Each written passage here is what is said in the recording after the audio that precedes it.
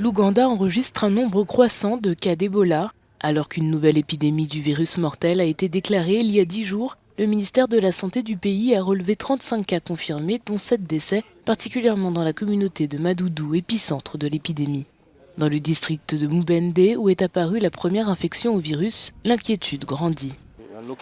Nous examinons la possibilité et la probabilité qu'il y ait eu en fait une propagation antérieure qui soit passée inaperçue, comme cela arrive dans cette épidémie et dans toutes les épidémies. Et puis la deuxième préoccupation concerne les personnes qui sont en contact maintenant et ces contacts doivent être suivis. Les mesures prises par le gouvernement ougandais pour enrayer la propagation du virus Ebola au cours des premiers jours ont alarmé la population lorsque les cas suspects et les contacts ont été regroupés au centre d'isolement. Lorsque la nouvelle est tombée, cela a provoqué une ruée à la fois à l'hôpital et dans les communautés. Il y avait une ruée et une désorganisation. Nous avons commencé à faire venir de très nombreuses personnes à l'hôpital.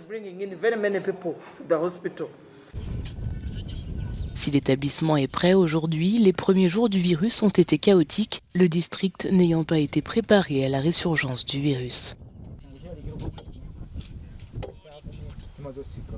Compte tenu de la façon dont la transmission se déroule et du nombre de patients que nous avons reçus, nous anticipons une situation plus importante en raison du réseau de contacts qui existe et c'est là que réside la préoccupation. L'un des plus grands défis dans l'identification des cas d'Ebola a été la lenteur des tests d'échantillons. Le gouvernement est en train de se procurer un centre de dépistage mobile qui devrait renforcer les efforts pour freiner la propagation du virus et aider à identifier rapidement les cas.